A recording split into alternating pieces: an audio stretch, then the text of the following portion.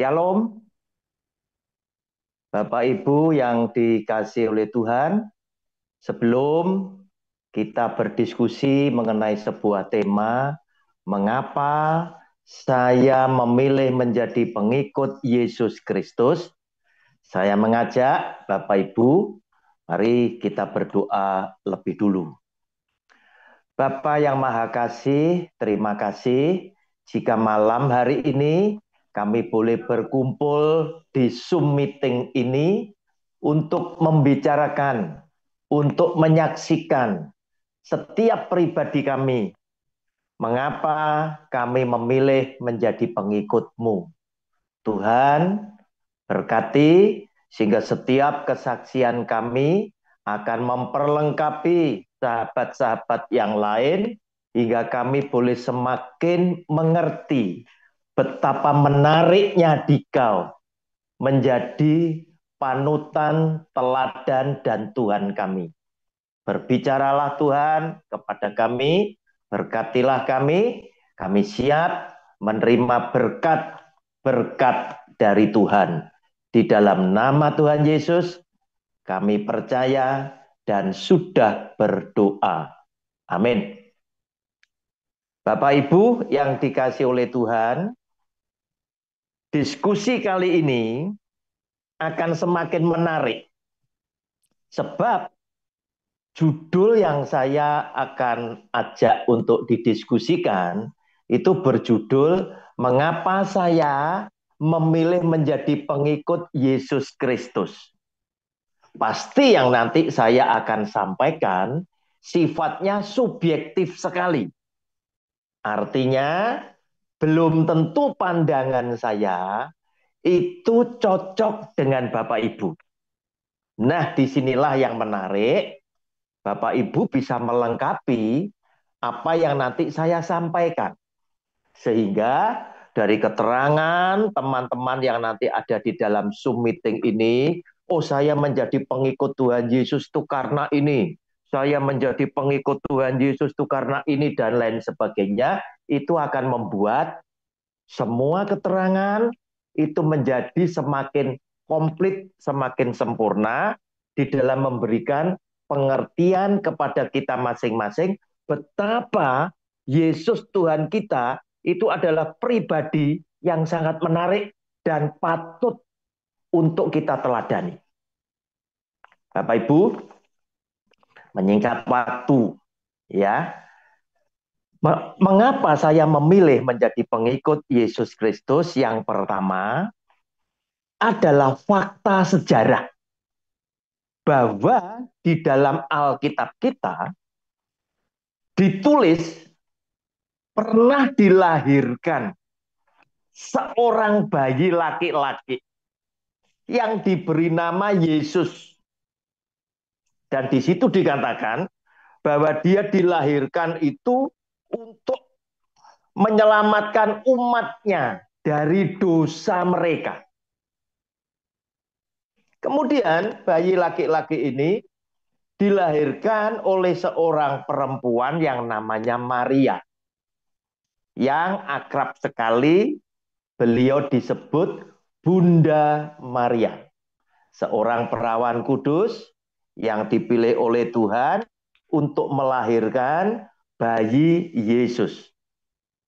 Bapak Ibu, ketika Alkitab mencatat bahwa Maria ini tadi hamil bukan oleh karena hubungan dengan Yusuf sebagai tunangannya, tetapi semata-mata adalah kehendak Allah, yaitu Maria hamil oleh karena Roh Kudus.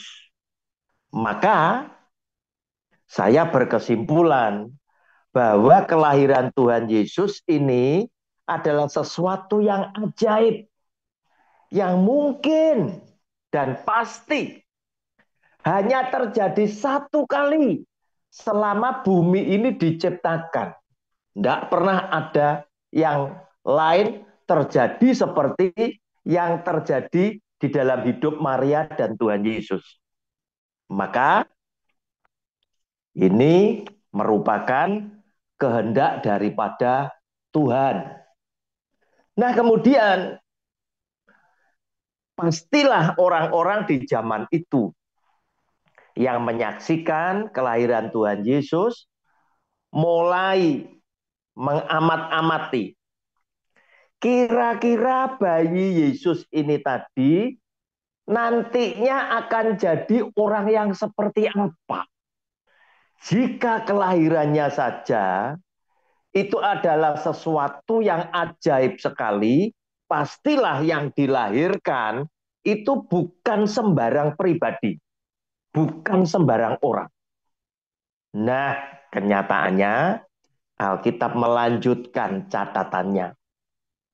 Ketika dia mulai melayani bapaknya, sekitar usia 30-an, disitulah dia menunjukkan bahwa jati dirinya sebagai anak Allah yang dilengkapi dengan kuasa-kuasa dari Allah, sehingga ada begitu banyak mujizat yang dia perbuat yang tidak bisa diperbuat oleh nabi manapun.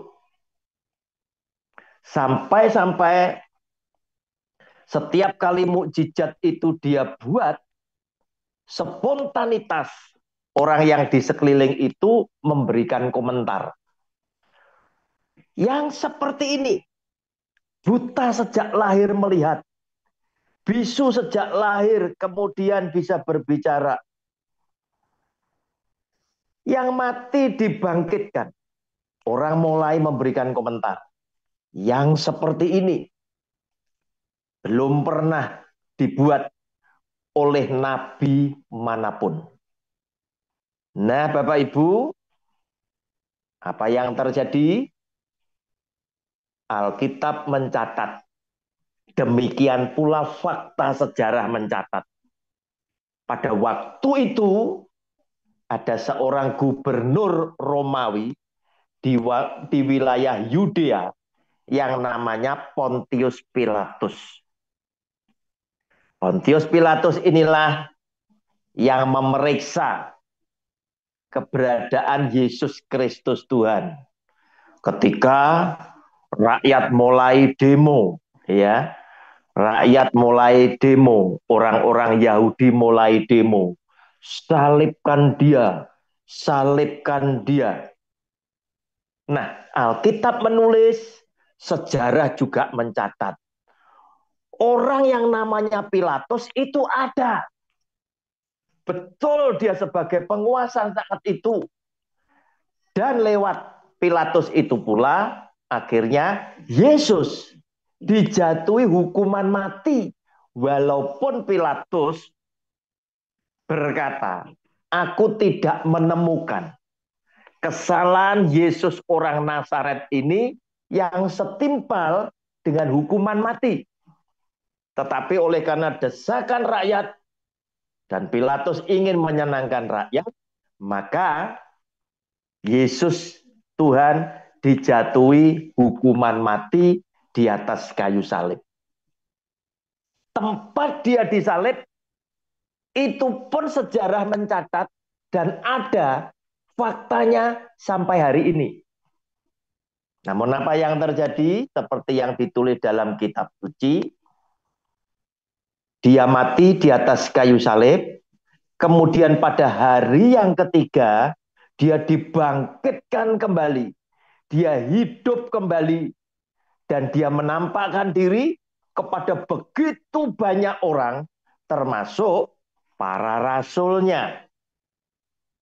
Nah, Bapak Ibu, setiap kali mukjizat yang dibuat oleh Tuhan Yesus, dia tidak pernah lupa menghadirkan begitu banyak saksi mata agar supaya ini valid bahwa kejadian itu ada. Karena ada begitu banyak ratusan saksi mata yang menyaksikan peristiwa ajaib tersebut. Nah, Bapak Ibu, setelah dia bangkit, menjumpai, menemui sahabat, dan lain sebagainya. Tibalah saatnya dia kembali ke surga. Itu pun disaksikan oleh 500 pasang mata. Bahwa dia kemudian terangkat, terpisah dengan para rasulnya, dengan sahabat-sahabat yang lain, terus naik ke langit, dan kemudian awan menutupnya. Nah, Bapak Ibu, dia naik ke surga. Itu yang pertama kali, fakta sejarah itulah yang menjadikan saya tertarik menjadi pengikut Yesus Kristus. Sama seperti ketika seseorang akan menikah. Tentunya sebelum kita menikah, kita tertarik lebih dulu dengan segala macam perilaku calon pasangan kita. Demikian pula saya mengamat-amati, mempelajari di dalam Alkitab tentang riwayat hidup Yesus Kristus Tuhan. Ternyata dia adalah pribadi yang sangat menarik. Kedua, yang menarik adalah teladan hidup dan ajaran dia. Menarik sekali buat saya. Mengapa? Karena dia memberikan teladan hidup yang sesuai dengan apa yang dia ajarkan. Dia bukan sekedar mengajarkan ajaran, tetapi apa yang dia ajarkan itu pula yang dia tunjukkan, dia lakukan di dalam hidupnya dia. Ajaran yang diberikan oleh Tuhan Yesus adalah tentang kasih. Kasihlah kepada Tuhan Allahmu, kasihlah kepada sesamamu manusia. Dan perbuatan-perbuatan kasihnya sungguh luar biasa. Salah satunya ketika dia bilang di dalam Alkitab, jika engkau ditampar pipi kananmu, berikan juga pipi kirimu. Jangan kamu membalas kejahatan dengan kejahatan, tetapi balaslah kejahatan dengan kebaikan. Kasihlah musuhmu dan jangan membenci musuhmu. Doakan musuhmu, berkati musuhmu. Nah, Bapak Ibu, ajaran-ajaran seperti inilah yang membuat saya tertarik kepada Yesus Kristus Tuhan. Dan saya mulai mempelajari isi Alkitab, saya ingin tahu apakah ajaran yang demikian sulit untuk dilakukan itu telah ditunjukkan oleh Yesus Kristus Tuhan sebagai sang pemilik ajaran, betul-betul dia lakukan di dalam hidupnya. Ternyata luar biasa sekali. Dia buktikan ketika dia dibunuh di atas kayu salib, dia disiksa di atas kayu salib, dia masih mampu memberikan ampunan dosa kepada orang-orang yang nantinya membunuh dirinya. Dan dia berkata, Bapa, ampunilah atas dosa-dosa mereka, sebab mereka tidak tahu apa yang mereka perbuat. Nah, Bapak Ibu, semakin saya pelajari isi Alkitab, semakin saya kenali lebih dalam tentang jati diri Tuhan Yesus, semakin tertarik saya kepada dia. Ini luar biasa. Betul-betul kasih yang dia ajarkan, 100% dia lakukan di dalam hidupnya. Maka kita melihat sekarang bahwa dia ternyata tidak pernah membalas orang-orang yang jahat kepada dia. Dia tidak pernah berseteru dengan orang-orang yang berbuat jahat dengan dia. Tidak sama dengan hal-hal yang terjadi di dalam dunia ini. Saya ngambil contoh yang sederhana. Banyak sekarang orang yang menampilkan seakan-akan dia adalah orang yang pemaaf sekali. Nah, ketika orang berbuat salah, ya, sudah masuk di medsos, orang ini tampil nampaknya seperti orang yang besar hati, suka memaafkan. Dia bilang begini, sudah saya maafkan kesalahannya, namun tidak titik di dunia ini, koma. Namun, dia bilang, proses hukum jalan terus. Nah, ini tadi. Nah, Bapak Ibu, Yesus Kristus Tuhan tidak pernah melakukan hal yang seperti ini. Dia mengampuni, dia melupakan dosa-dosa kita seperti sejauh dari barat dan timur, demikian dia melupakan semua dosa-dosa kita. Nah, Bapak Ibu, itu menjadikan saya semakin tertarik. Apalagi saya melihat dia mati, dibangkitkan kembali. Dia adalah Allah yang hidup, Allah yang menjelma sebagai manusia, yang menyatakan dirinya kepada saudara dan saya dan dunia ini bahwa aku adalah Allah yang hidup. Sehingga yang ketiga yang membuat saya menjadi pengikut Yesus Kristus adalah janjinya dia. Itu menjadikan satu pengharapan buat saya dan keluarga untuk berani mempertaruhkan hidup kami kepada dia. Sebab kami ingin mempertaruhkan keselamatan hidup keluarga hanya kepada orang yang benar dan orang yang hidup.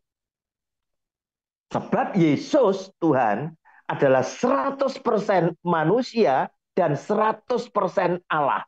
Dan dia buktikan, dia mati di atas kayu salib, namun pada hari ketiga, dia dibangkitkan kembali. Sehingga jika kami sekeluarga mempertaruhkan keselamatan kami kepada Tuhan yang hidup, maka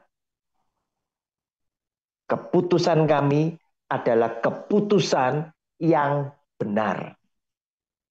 Oleh karena itu, Bapak Ibu, jangan Anda mempertaruhkan keselamatan Anda bersama keluarga kepada pribadi yang mati. Tetapi pertaruhkan kepada pribadi yang menunjukkan bahwa dia hidup untuk selama-lamanya. Dan pribadi yang memberikan teladan di dalam perilaku yang benar, suci, dan kudus. Demikian Bapak Ibu, sharing saya sebagai pembukaan di dalam judul mengapa saya memilih menjadi pengikut Yesus. Kita akan tunggu pernyataan teman-teman yang lain atau mungkin bisa langsung dengan satu pertanyaan. Demikian Pak David. Terima kasih. Tuhan memberkati. Baik, terima kasih Pastor Roni atas pemaparannya yang awal. Kami persilakan bagi mereka-mereka mungkin ada yang belum mengerti atau ada yang punya tanggapan yang lain atau ada yang mau bertanya silakan. Oh, sudah ada yang angkat tangan. Ibu Aminah, kami persilakan singkat dan jelas langsung to the point ke Pastor Roni. Kami persilakan. Terima Silakan. kasih. Selamat malam. Terima kasih Pak David. Selamat Eh, malam, selamat malam. ya. Begini Pak Roni, saya mau bertanya, Iya. bagaimana dengan keluarga yang mix, yang ada yang Kristen, ada yang non Kristen. Bagaimana cara kita untuk bisa menyelamatkan keluarga yang kita yang non non Kristen gitu, Pak Roni? keluarga Ya, yang mix gitu dalam satu keluarga. Ya, gitu aja Pak. Terima oh, kasih. oke, terima kasih Bu Aminah. Ini berarti ada satu keluarga, ya, yang isinya sebagian Kristen, ada sebagian non-Kristen. Begitu ya Bu Aminah ya. Bagaimana caranya kita bisa menyelamatkan yang non-Kristen? Luar biasa orang Kristen begitu confident sekali bahwa kita akan diselamatkan.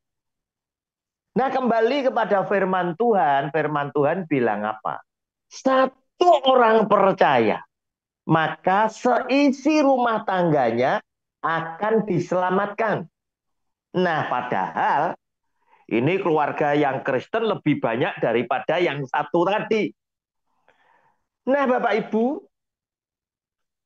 jika yang Kristen memberikan teladan yang baik dan benar, suci dan kudus, seperti firman Allah, saya yakin ketika ada garam dunia, terang dunia, maka yang tinggal di dalam kegelapan itu akan menghampiri terangnya yang sejati. Catatannya, yang Kristen memberikan teladan hidup seperti yang disampaikan oleh Yesus Kristus Tuhan. Bu Aminah, orang Kristen itu apa sih? Apakah orang yang punya KTP kemudian dicetak agama Kristen? Bukan itu, ya. Kita lihat Kisah Rasul 11 ayat 26, ya. Kisah Rasul 11 ayatnya yang ke-26. Saya bacakan, mereka tinggal bersama-sama dengan jemaat itu 1 tahun lamanya, sambil mengajar banyak orang. Di Antiochialah murid-murid itu untuk pertama kalinya disebut Kristen. Nah, Bapak Ibu, Barnabas dan Paulus tinggal di Antioquia kurang lebih 1 tahun. Mereka tinggal di sana, mereka ngajar tentang Injil Kristus, memperkenalkan jati diri Yesus Kristus, memperkenalkan dan mengajarkan ajaran Yesus Kristus. Maka yang terjadi apa? Yang terjadi adalah murid-murid yang diajar di Antioquia itu kemudian memiliki gaya hidup sama seperti Yesus Kristus. Sehingga orang-orang di Antioquia yang tidak suka kepada Yesus Kristus Tuhan itu menyebut dengan kata olok-olok. Mereka mengolok-olok orang yang hidupnya seperti Yesus Kristus dengan sebutan Kristen. Nah, Bu Aminat, jika Anda Kristen, saya Kristen, teman-teman ini Kristen, keluarga tadi Kristen. Artinya apa? Kita ini adalah orang yang hidup kita sama seperti Yesus Kristus Tuhan. Demikian Bu Aminat. Jadi secara otomatis orang ini nanti akan selamat. Karena apa? Dia tinggal di tengah-tengah orang yang hidupnya seperti Yesus Kristus Tuhan. Demikian Pak David, Bu Aminah. Terima Baik, kasih Pastor Roni. terima kasih Pastor Terima Roni. kasih. Terima Jawabannya. kasih Pak David. Langsung, Ibu Lasmaida, silakan langsung ke poin pertanyaan. Silakan. Shalom, Pak Roni, Pak David, terima kasih sebelumnya untuk kesempatan yang diberikan. Bu Lasmaida, terima kasih. Begini Pak, misalkan kan seperti teladan yang Tuhan kasih ya. Namun ada saatnya ketika kita lelah atau jenuh, atau ya pokoknya aduh saya bersalah atau ya melakukan dosa. Terus kira-kira apa ya solusinya? Terkadang aduh kayaknya layak nggak ya, aduh seperti itu deh. Kira-kira bagaimana yang dilakukan? Makasih Pak Ron, berkati. Terima kasih. Manusia hidup ini kan selalu berusaha, kalau bisa saya jangan berbuat dosa. Tetapi di dalam perjalanan hidup, seringkali masalah menekan. Seringkali kita ini dalam keadaan yang begitu lemah. Baik fisik, baik pikiran, keadaan ekonomi, keadaan keluarga, rumah tangga, anak-anak. Itu bisa mempengaruhi secara emosional. Sehingga tidak jarang kita yang sedang di dalam tekanan itu melakukan perbuatan dosa. Nah, solusinya gimana? Nah, disinilah kita butuh tahu lebih dulu. Konsep keselamatan Kristen itu yang seperti apa? Konsep keselamatan Kristen adalah perbuatan baik kita itu tidak bisa menyelamatkan. Kenapa? Karena kita tidak akan pernah bisa mulus. Terkadang muncul perbuatan dosa seperti yang Bu Lasmaida tadi sampaikan. Lanjut, konsep keselamatan tadi. Terus kita diselamatkan oleh karena apa? Kita diselamatkan oleh karena kasih karunia Tuhan.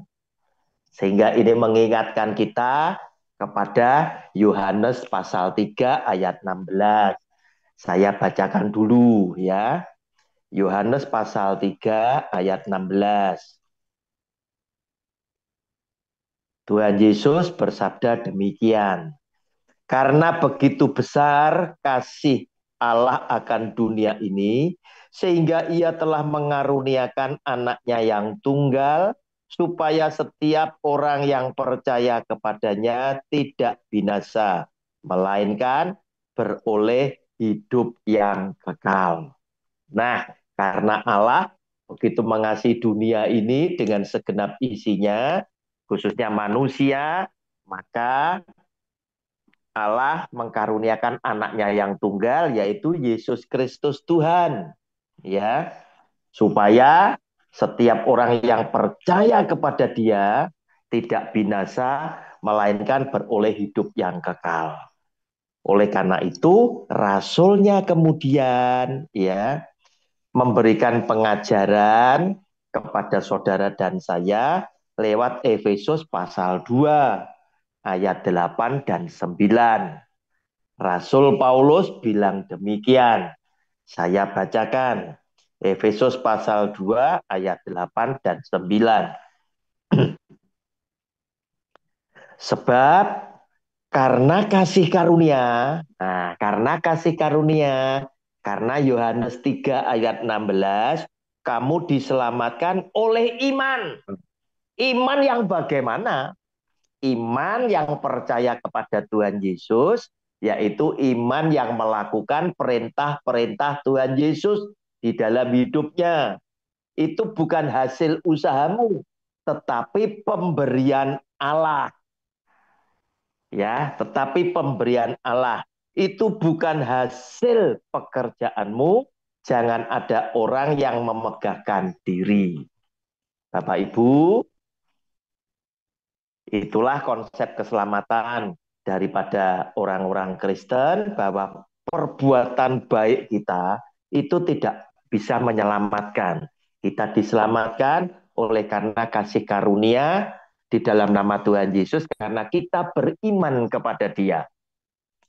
Nah, Bapak Ibu, akibat kita diselamatkan oleh Tuhan secara otomatis, bukti saya berterima kasih, bukti saya telah menerima keselamatan, maka terima kasih saya dalam bentuk buah-buah perbuatan saya yang baik dan benar sebanyak-banyaknya untuk kemuliaan Tuhan yang menjadi berkat sesama. Nah, namun ternyata kita masih juga melakukan perbuatan dosa. Apa solusinya? Solusinya adalah kita datang kepada Tuhan, mohon ampun kepada Tuhan, bertobat dengan tidak melakukan dosa itu lagi. Misal, kita yang sering ngomong ceplas-ceplos, yang mungkin menyinggung sahabat kita, mungkin menyinggung sesama kita, khususnya jika yang ngomong ceplas-ceplos ini tadi, kemudian menyinggung orang yang jauh ada di bawahnya, maka kita akan merubah sikap kita agar supaya suatu hari kelak kita akan lebih bisa menguasai lidah kita agar lidah kita tidak melukai perasaan sesama yang lain. Demikian Bu Lasmaida. Terima kasih Pastor Rani. Tuhan Yesus berkati. Terima Baik, kasih. Pastor Roni. Kami lanjut, Madam Messi. Ya, Silakan Madam Messi. terima kasih Pak David, terima kasih Pak Roni. Ya, makasih Bu Messi. Saya mau bertanya Pak Roni, Ya, bagaimana silakan. orang yang lebih mengagumi Ibu Yesus daripada Yesus? Ya, Terima kasih Pak Roni. oke. Terima kasih, terima kasih. Bagaimana orang yang lebih mengagumi Ibu Yesus, yaitu Bunda Maria, daripada Yesus? Jelas jawabannya sederhana sekali, jelas salah. Sebab Ibu Yesus, Bunda Maria, itu adalah manusia biasa yang waktu itu dia adalah orang istimewa sebagai perawan kudus yang dipilih oleh Tuhan. Yesus Kristus sendiri, bayi Yesus, itu adalah Allah yang menjelma sebagai manusia. Otomatis Tuhan yang harus kita kagumi. Nah, cuma dalam hal ini saya mengkhawatirkan ya, banyaknya pembicara yang mengkritik ya, khususnya kepada umat Katolik yang sering juga menaikkan doa kepada Bunda Maria. Sehingga ya banyak pembicara yang berbicara belum tentu sama dengan tujuannya pengajaran dari umat Katolik. Maka mulai muncullah siap di antara orang-orang di luar Katolik. Seakan-akan Bunda Maria ini jauh lebih dikagumi. Padahal tidak juga. Nah Bapak Ibu, lihat aja. Gereja yang mengkritik Katolik belum tentu di dalam ibadahnya itu menaikkan doa Bapa kami, doa yang diajarkan oleh Yesus Kristus Tuhan. Tetapi di misa Katolik, doa Bapa kami senantiasa itu dikumandangkan. Nah, Bapak Ibu, jadi kalau kita mau lihat plus minusnya, ternyata selalu ada. Selalu ada. Tetapi jawaban saya singkat saja. Ya, salah. Karena apa? Harusnya kita lebih kagum kepada Yesus karena Yesus adalah Allah yang menjelma sebagai manusia.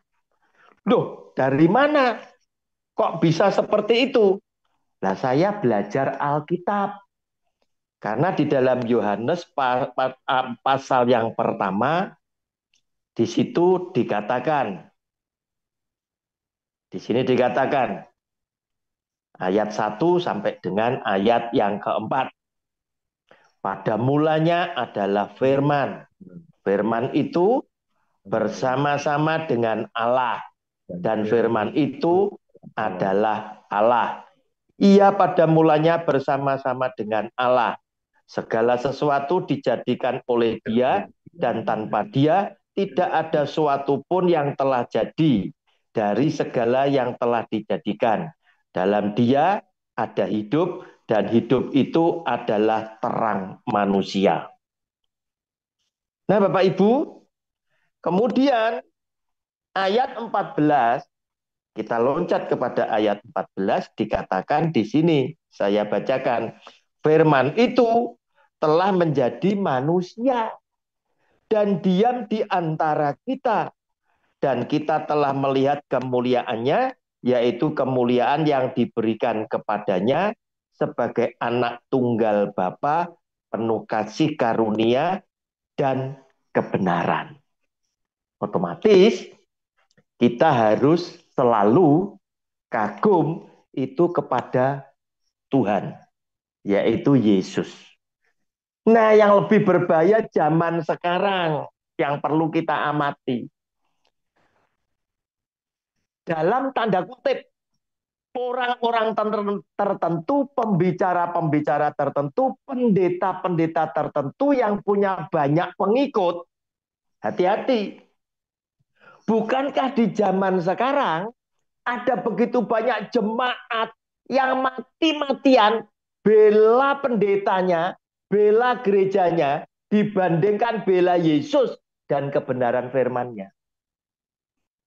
Kalau pendetanya kena serang, ajarannya kena serang, gerejanya kena serang, jemaat pasang badan loh.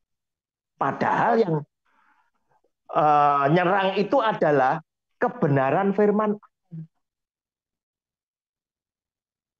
Mereka ajarannya dikritik karena apa? Dikoreksi dengan kebenaran firman Allah. Mereka pasang badan. Nah, zaman sekarang ini saya identikan dengan zaman dulu ketika Tuhan Yesus mengajarkan kebenaran, itu sama. Sama. Jadi peristiwa yang lalu terjadi di zaman sekarang. Ketika Tuhan Yesus menyampaikan kebenaran, yang kebakaran jenggot siapa? Ahli Taurat dan orang Farisi. Tokoh-tokoh agama itu yang kebakaran jenggot. Maka hasilnya apa?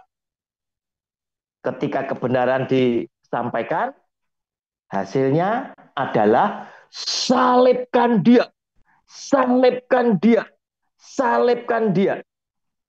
Zaman sekarang, ketika ajaran salah itu dikritik, dikembalikan, diluruskan kepada Alkitab, mereka bilang apa? Mereka pasang badan, mereka melawan orang-orang yang diutus oleh Allah untuk menyuarakan kebenaran firman Tuhan. Demikian Bu Messi, terima kasih. Terima kasih Pak Roni, Tuhan berkati.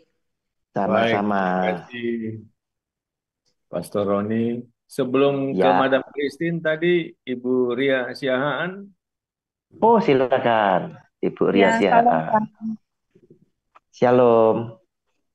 Saya ada tadi yang Bapak paparkan, saya mengerti Ya. tentang bagaimana kenapa saya memilih jadi pengikut Yesus, karena Yesus sudah berkorban buat kita, terus karena apa ya tadi, pokoknya karena janjinya dan lain-lain. Iya. Yang menjadi pertanyaan saya, sebentar Pak, sebentar. Ya.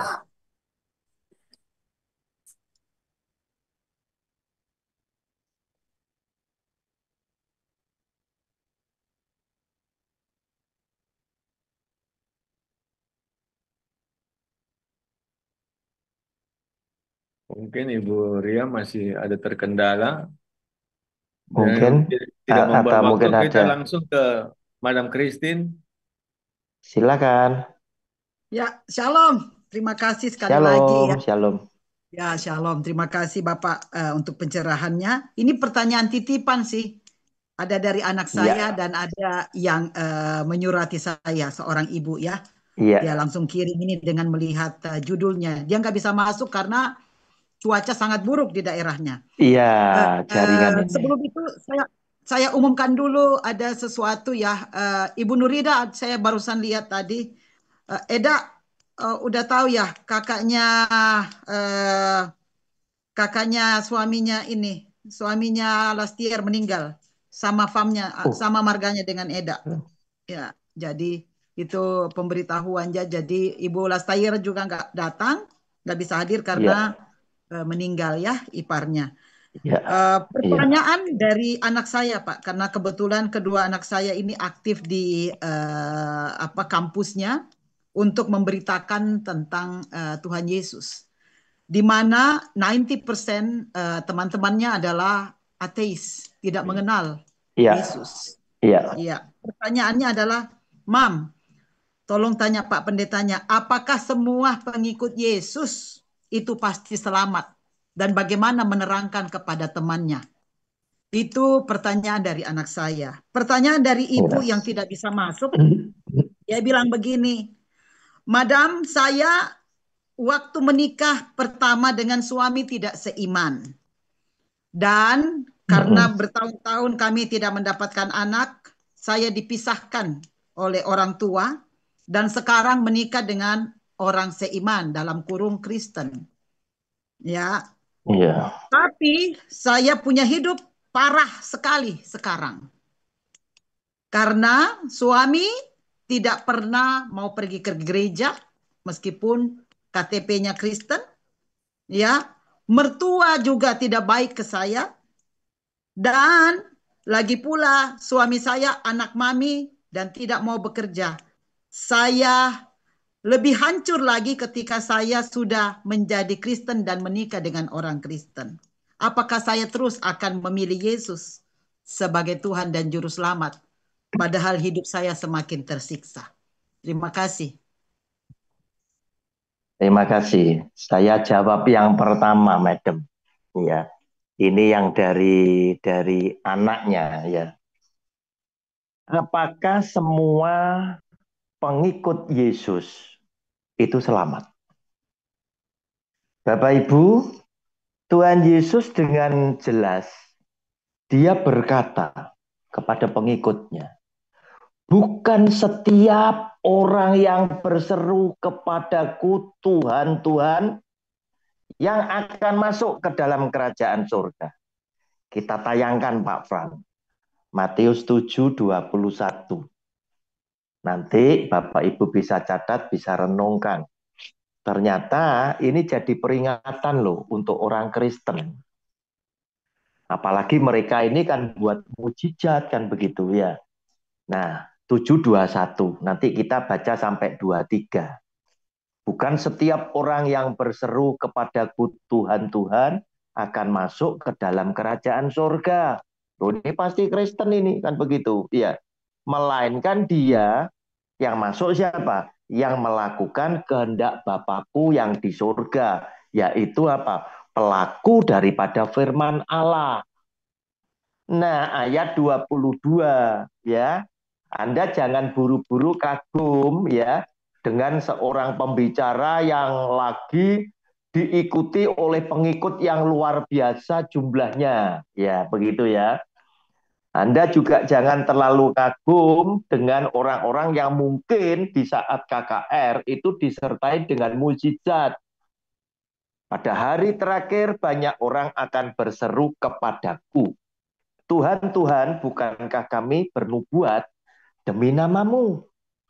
Dan mengusir setan demi namamu? Dan mengadakan banyak mujizat demi namamu juga. Kurang apa aku? Kan begitu maksudnya.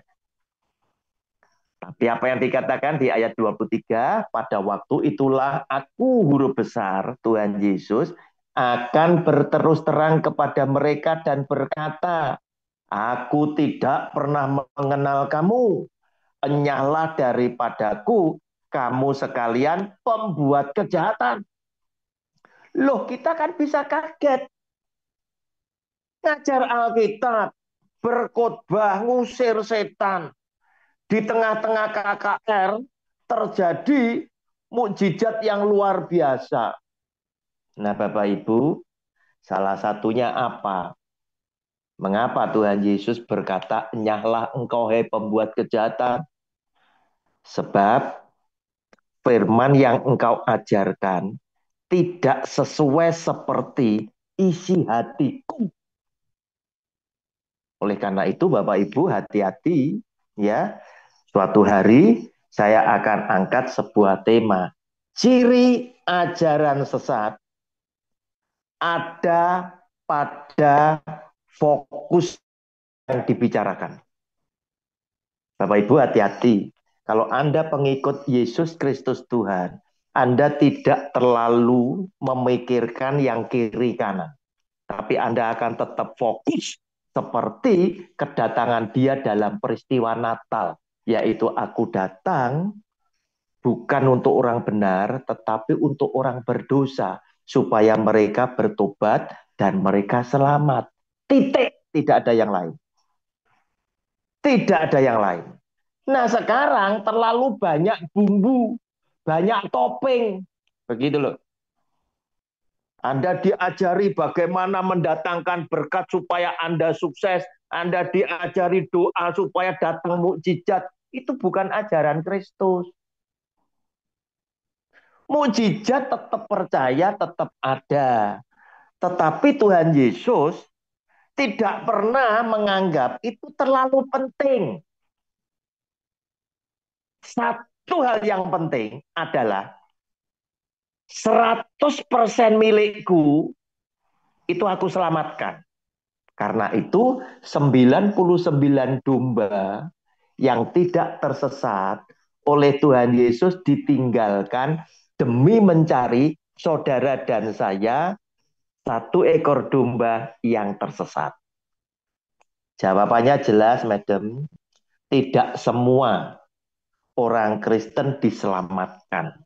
Sebab tidak semua orang yang ngaku Kristen hidupnya seperti Yesus. Mereka hanya KTP doang, Madam, ngaku Kristen.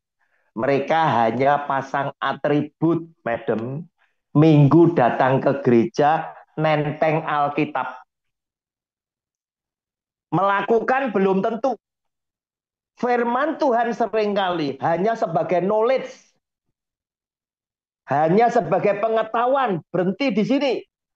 Tidak ada sampai di dalam hati untuk dilakukan, dipelihara, dihidupi, sehingga firman ini berbuah di dalam kehidupan. Kemudian yang kedua, seorang ibu cerita, dulu menikah dengan tidak seiman. Sudah salah. Karena firman Tuhannya bilang apa? Bagaimana mungkin? Bagaimana mungkin gelap dan terang bisa menjadi satu? Tuhan ingin engkau mendapatkan pasangan yang sepadan. Tuhan kepingin engkau berjodoh dengan saudara seiman. Sehingga ketika engkau punya masalah, Alkitabnya sama. Panduannya sama. Penuntunnya sama. Nah, ini sudah salah. Kemudian bercerai. Bercerai. Cari yang seiman. Ternyata apa yang terjadi? Keadaan secara ekonomi, keadaan secara batin, karena suami tidak bekerja, suami anak mama tidak bekerja, mertua juga tidak baik, semakin parah. Pertanyaannya, apakah dalam keadaan seperti ini saya tetap harus mengikut Yesus? Bapak Ibu, Yesus Kristus Tuhan itu adalah Allah yang Maha Kuasa dan Maha Kasih yang saya kagumi. Sikap dan ajarannya dan pandangannya itu luar biasa. Dia tidak pernah mengharuskan Anda ikut dia. Tidak pernah. Tidak pernah. Mengapa? Dia hanya bilang, jika kamu ingin menjadi muridku, kamu harus pikul salib. Kamu harus sangkal diri. Dan ikutlah aku. Kamu tidak mau? Tidak masalah. Dia tidak pernah mengharuskan kita menjadi pengikut dia. Tidak. Dan dia bilang, orang yang bisa menjadi pengikutku, itu bukan karena kamu milih aku, tetapi aku yang pilih kamu. Oleh karena kamu ditarik Bapakku, kamu menjadi pengikutku. Jika tidak, pasti tidak akan terjadi. Bapak Ibu, saya mengkhawatirkan. Jangan-jangan ketika Anda berpikir, apakah aku masih menjadi harus memilih Yesus? Saya khawatir. Anda adalah orang yang tidak dipilih. Mengapa? Karena engkau punya keraguan. Iman itu percaya. Apapun yang terjadi atas hidupku, aku tetap akan mengikut engkau. Walaupun maut sudah ada di depan mata. Pak.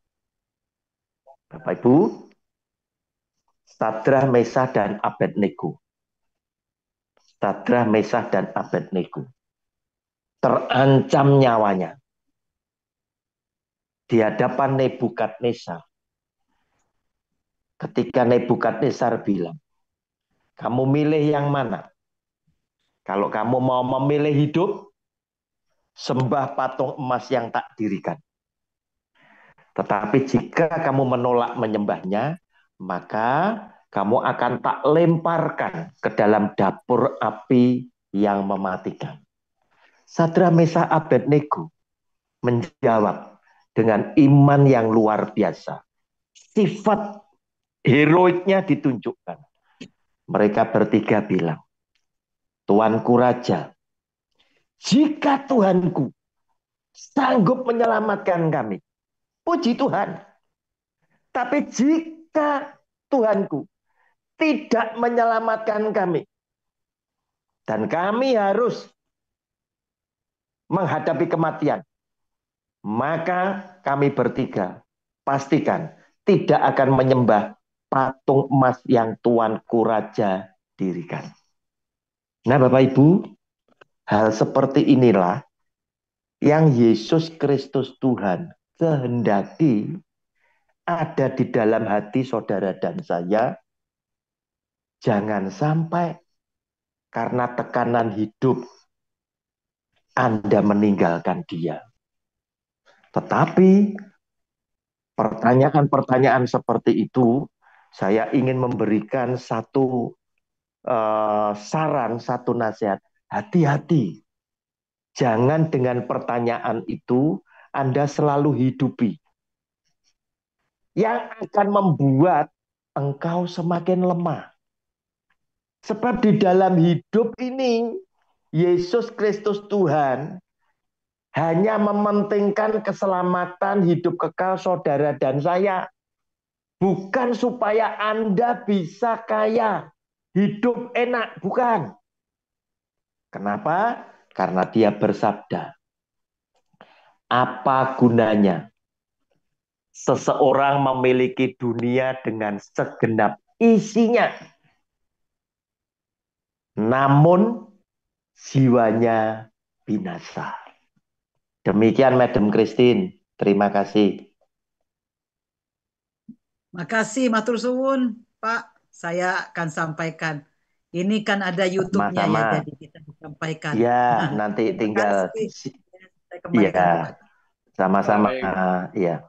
Terima kasih Pastor Roni, Madam Christine. Terima kasih Pak David. Oke. Siapa yang lain lagi yang akan bertanya? Silakan. Oke, Ibu Nurida Pane, silakan Ibu. Silakan Bu Nurida. Shalom semuanya Bapak Ibu, selamat tahun baru. Selamat tahun baru. Ya, terima kasih Pak Roni. Saya bukan mau Sama-sama bertanya, Ibu. tetapi mau membuat suatu pernyataan, bukan pertanyaan. Yes, Ya, iya, silakan Bu. dengan topik kita malam hari ini, mengapa saya memilih mengikut Yesus Kristus. Gitu ya Pak Roni? Iya, iya betul Ya. Ibu. Kalau saya pribadi sih simpel ya. Seperti yang Tuhan sudah memberikan suatu jaminan kepada kita. Saya memilih mengikut Kristus itu karena Tuhan Yesus sudah memberikan pernyataan hanya melalui Dia ada kehidupan kekal. Tuhan sudah menjamin bahwa kita yang percaya kepadanya, kita yang mengikut Dia, sudah memiliki kehidupan yang kekal. Dan hanya Tuhan Yesus yang pernah bilang, aku adalah jalan keselamatan. Tidak seorang pun yang sampai kepada Bapa kalau tidak melalui aku, kata Tuhan Yesus. Makanya itu saya memilih untuk terus mengikut Tuhan Yesus. Terima kasih, Tuhan Yesus memberkati. Baik, Terima kasih. Oke, kami lanjut Ibu Ria. Silakan Ibu Ria. Silakan Ibu. Ibu Ria Siaan, apa terlempar lagi? Iya, minta maaf Pak, ini lobet banget, makanya tadi saya lari. Iya, begini Pak, saya tahu bahwa kualitas kekristenan itu adalah melalui proses atau pemurnian. Tapi kenyataannya masih banyak orang menghindar dari proses gitu ya. Terus uh, tidak menempatkan Tuhan sebagai prioritas utama atau di tempat yang terdepan. Justru karena embel-embelnya, karena berkatnya dan lain sebagainya. Ketika dalam proses lari. Gitu. Nah, bagaimana menghadapi keadaan ini?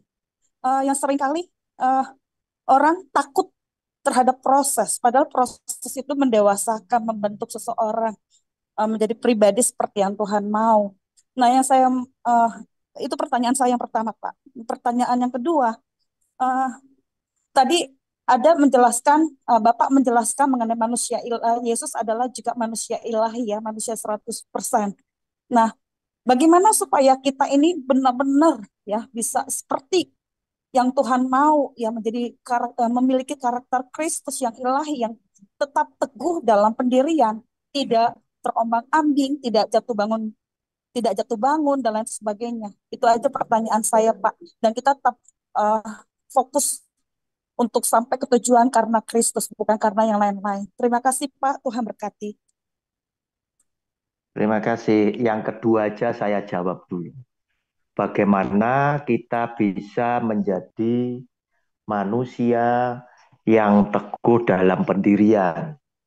Sama seperti yang diteladankan oleh Tuhan Yesus yang adalah 100% manusia dan 100% Allah. Nah, untuk kita boleh memiliki iman yang seperti ini, tinggal kadar cinta kita kepada Tuhan itu apakah sudah 100%. Tingkatkan kadar cintanya kita kepada Tuhan, maka kita tidak akan diombang-ambingkan oleh hal-hal yang lain. Sebab ketika kita mengasihi Tuhan yang 100% ini tadi, kita hanya akan fokus kepada Dia. Untuk memuliakan Dia, untuk melayani Dia, juga untuk membuat hati Dia menjadi suka. Nah, Bapak Ibu yang dikasih oleh Tuhan, zaman sekarang banyak orang berkata ingin memuliakan Tuhan, ingin menyenangkan hati Tuhan. Namun pada kenyataannya belum tentu mereka itu mau meneladani apa yang Tuhan Yesus sudah jalani. Sebab bukankah dia bersabda, jika kamu mau menjadi muridku, maka kamu mesti pikul salib. Kamu mesti sangkal diri. Dan kamu mesti ikut aku. Nah, kata ikut aku ini berarti ikut meneladani, ikut napak tilas kehidupan Yesus Kristus Tuhan. Nah, Bapak Ibu, lihat aja apa yang sebenarnya terjadi di dalam kehidupan orang-orang yang saat ini boleh jadi menjadi figur yang terkenal di medsos.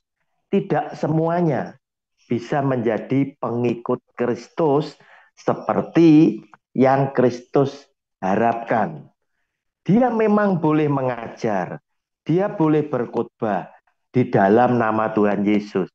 Tetapi apakah perilaku kehidupannya itu sama seperti Yesus Kristus Tuhan yang hanya berfokus yaitu pada keselamatan, yang berfokus pada perbuatan kasih. Nah, Bapak Ibu, kita lihat aja di dalam Matius pasal 25 ayat 31 sampai 46, Bapak Ibu catat aja, enggak usah dibaca karena ini panjang sekali. Bukankah cara berterima kasih kita kepada Tuhan itu sudah dikasih di dalam ayat itu? Tuhan ingin Anda berikan persembahan itu langsung kepada rekening dia pribadi. Bukan kepada rekening pendeta, bukan pada rekening gereja. Tetapi seberapa banyak dari orang Kristen yang melakukan? Bukankah ketika itu Tuhan Yesus bilang, ketika aku lapar, kamu kasih aku makan. Ketika aku haus, kamu kasih aku minum. Ketika aku telanjang, kamu kasih aku pakaian. Nah, Bapak Ibu semua bertanya, Tuhan, kapan Engkau menghadapi hal yang demikian? Dan kami kasih makan, kasih minum, kasih pakaian. Ayat 40 dia bilang, tampilkan Pak Fran. Matius 25 ayat 40. Raja itu berkata demikian. Matius 25 ayatnya yang ke-40. Saya bacakan. Dan raja itu akan menjawab mereka, aku berkata kepadamu, sesungguhnya segala sesuatu yang kamu lakukan untuk salah seorang yang paling hina ini, kamu telah melakukannya untuk aku. Nah, Bapak Ibu, apa yang Anda lakukan untuk menolong orang yang miskin, yang lapar, yang haus, yang telanjang? Tuhan Yesus bilang apa? Itu kamu lakukan untuk aku. Itu masuk rekeningku. Seberapa banyak orang lakukan? Hampir tidak ada. Hampir tidak ada. Dan sedikit sekali pendeta di atas mimbar yang menggerakkan jemaatnya untuk langsung memberikan persembahan ke sana. Fokus ke sana. Mereka berpikir, operasional gereja bagaimana? Ya sisihkan yang lain dong. Tetapi ini adalah sesuatu yang membawa saudara dan saya itu diselamatkan di dalam hidup yang kekal karena pelaku yang demikian dikatakan Tuhan Yesus, engkau adalah domba yang ada di sebelah kananku. Ibu, yang pertama Bu, coba diulang. Tadi masuk ke tempat saya, suaranya agak putus-putus Bu Ria. Silakan Bu Ria. Yang pertama diulang, Bu Ria. Iya, itu Pak yang bahwa kualitas kekristenan itu kan melalui proses ya Pak. Jadi tapi yang terjadi iman ya melalui proses. Kualitas kekristenan itu kan bisa terlihat, kualitas seseorang itu bisa terlihat ketika dalam proses. Nah, tapi kenyataannya justru banyak anak-anak Tuhan justru lari dari proses, menghindari proses. Nah, bagaimana menghadapi yang seperti ini supaya kita tetap berpendirian teguh dalam proses itu dan tetap fokus kepada Tuhan gitu loh, supaya kita nggak jatuh bangun, supaya kita nggak lari. Itu aja Pak. Tuhan berkati. Terima kasih Bu Ria.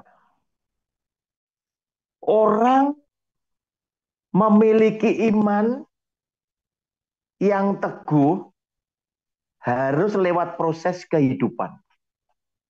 Sama seperti seorang petinju dikatakan, petinju ini tahan pukul, berarti ketika dia akan bertanding, dia harus berlatih untuk dipukul.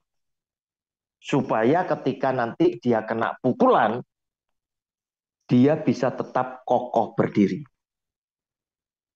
Nah, Bapak Ibu, orang Kristen banyak yang lari dari proses.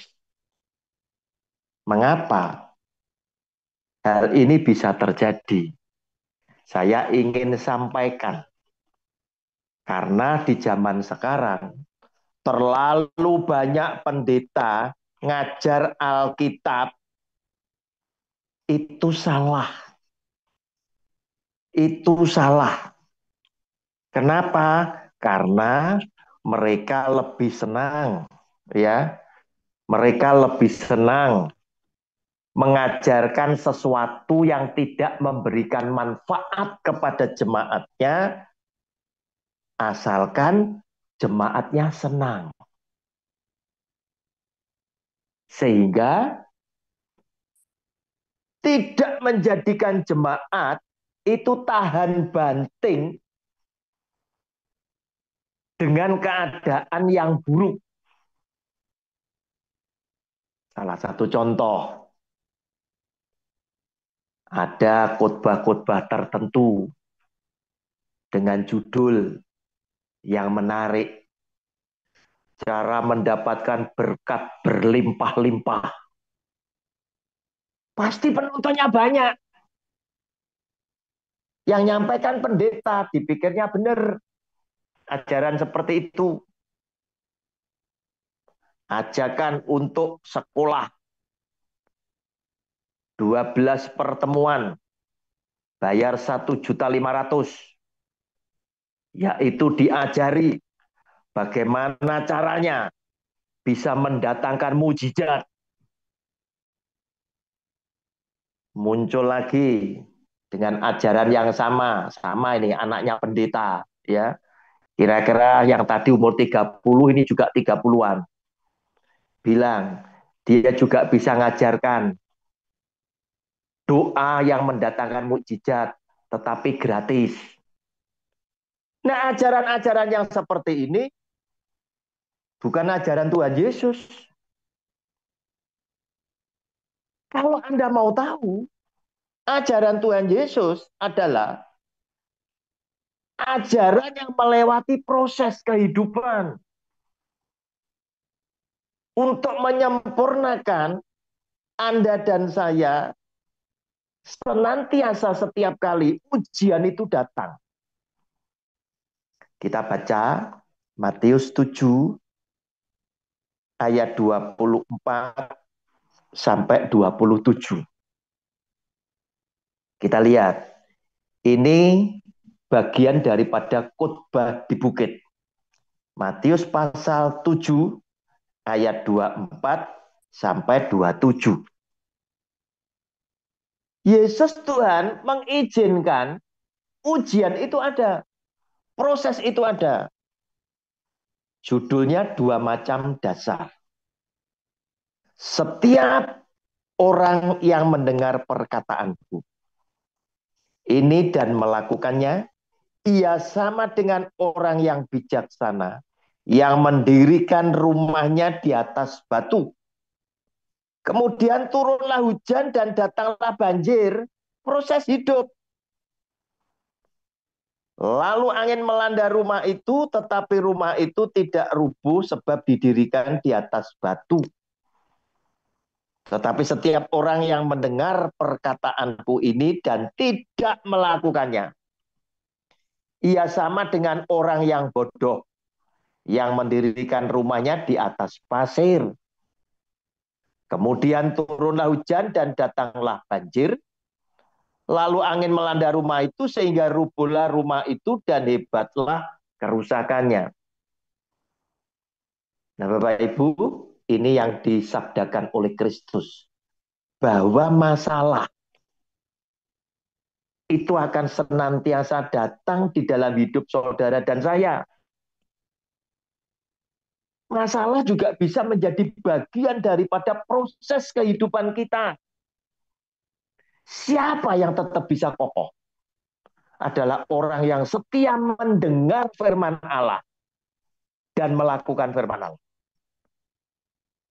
Maka dia bersabda, berbahagialah engkau yang mendengar firman Tuhan dan memeliharanya. Bapak Ibu, kata memelihara menjadi pemikiran saya. Loh, firman kok dipelihara? Biasanya sesuatu yang dipelihara itu adalah sesuatu yang hidup. Ternyata firman Tuhan itu hidup. Sebab apa? Ketika firman Tuhan yang kau dengar, itu engkau pelihara, yaitu engkau hidupi, engkau lakukan di dalam hidup sehari-hari, engkau lakukan di dalam hidupmu sehari-hari, maka firman Tuhan ini akan memberikan buah di dalam hidup saudara dan saya. Salah satunya ketika proses hidup itu ada, datang menghampiri Anda. Hujan itu datang, banjir itu datang, angin itu melanda hidup rumah tanggamu. Kamu akan tetap kokoh karena fondasi kehidupan keluargamu berdiri di atas firman Tuhan. Demikian Bu Ria, terima kasih. Iya, terima kasih Pak. Tuhan berkati. Sama-sama. Baik, terima kasih Pastor Roni. Kami langsung Terima ke kasih. Astuti. Langsung ke pertanyaan Ibu Astuti. Ya, terima kasih Pak Roni. Silakan. Ya, Ya Bu Astuti, mohon silakan. maaf saya harus tutup karena tadi sempat gelap, sempat nggak dengar juga. Ya, Saya ya, singkat ya. saja. Ya. Orang kan sudah tahu tentang kebenaran Pak ya, seperti tadi yang disampaikan Bu Nuraida tentang akulah jalan kebenaran hidup. Tapi kenapa kadang orang itu masih kekeh dengan prinsipnya gitu, masih kekeh dengan prinsipnya dan sulit untuk percaya. Sementara kita juga anak-anak Tuhan sudah berdoa untuk mereka juga boleh menerima bagian keselamatan. Saya bertanya tadi tentang kenapa orang tetap kekeh dengan prinsipnya dan sulit atau tidak mau untuk percaya. Itu saja Pak Roni, Tuhan berkati. Terima kasih Bu Astuti. Kenapa Yesus Kristus Tuhan sudah berkata, akulah jalan dan kebenaran dan hidup, ternyata masih terlalu banyak orang-orang Kristen atau di luar Kristen yang kekeh dengan prinsipnya. Dengan arti kata mereka tidak percaya atau kurang percaya. Nah Bapak Ibu, kita mesti sadari yang namanya manusia itu mewarisi sebagian besar, ya, manusia itu mewarisi cara berpikir gaya Thomas. Thomas bilang, sekali-kali aku tidak akan percaya sebelum aku melihat dan mencucukkan jariku ke bekas lubang paku yang ada di telapak tangannya. Bapak Ibu, Manusia itu selalu nuntut bukti. Bukti dikasih satu, belum tentu cukup. Bukti dikasih dua, mungkin masih ragu-ragu. Demikianlah manusia pada umumnya seperti itu. Sehingga Tuhan Yesus memberikan penegasan. Ketika Tuhan Yesus tahu Thomas berkata seperti itu, kembali Tuhan Yesus menampakkan diri kepada para muridnya, di mana Thomas ada di situ. Nah, saat itu Tuhan Yesus langsung panggil Thomas. Thomas, ini kamu. Ini lihat. Cucukkan jarimu ke bekas lubang paku yang ada di telapak tangan. Kenapa? Karena Thomas minta bukti. Cucukkan tanganmu ke dalam lambungku. Kemudian Tuhan Yesus bilang kepada semuanya, sekarang kamu telah melihat, maka kamu percaya. Tetapi iman yang lebih diperkenan Tuhan, iman yang punya tingkat lebih tinggi daripada melihat, dia bilang, berbahagialah engkau yang percaya namun tidak melihat. Nah, Bapak Ibu, apakah kita bisa percaya dengan tidak melihat? Berarti memakai iman kita, memakai hati kita. Salah satunya dengan kita membuka Alkitab, kita bisa berpikir. Kita bisa berpikir, jika dia mati kemudian dia hidup lagi, kemudian dia naik ke surga, dan kemudian dia berjanji nanti akan menjemput kita. Kira-kira dia siapa? Yang bisa buat orang yang buta itu melek, yang bisa buat orang bisu itu berbicara, yang bisa buat orang lumpuh itu berjalan, dan membuat mereka yang mati itu dibangkitkan. Pastilah dia adalah Allah. Dia adalah Tuhan yang menjelma sebagai manusia. Nah, Bapak Ibu, jika Anda dan saya betul-betul orang yang bisa percaya tanpa melihat, kemudian di dalam setiap kehidupan kita,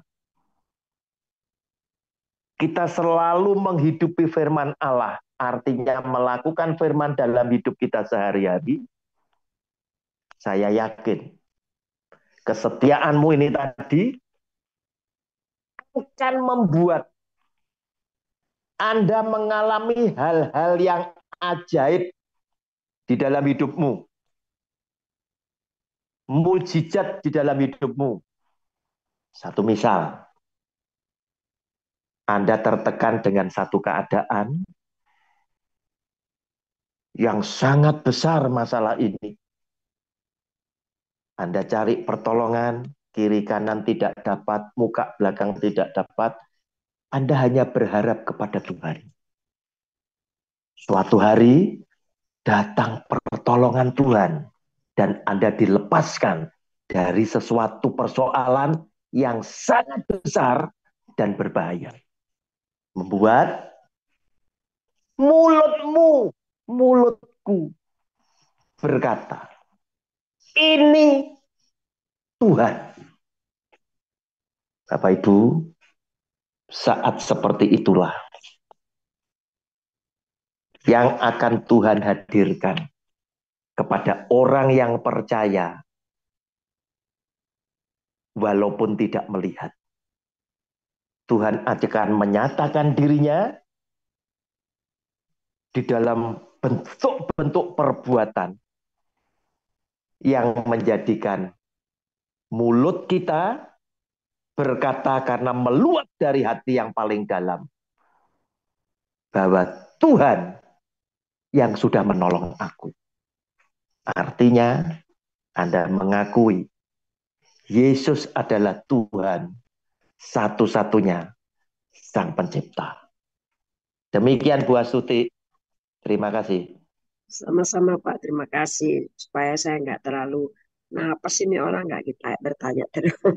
Dari karena pikirannya. Iya. Baik, terima kasih Pak. Terima kasih.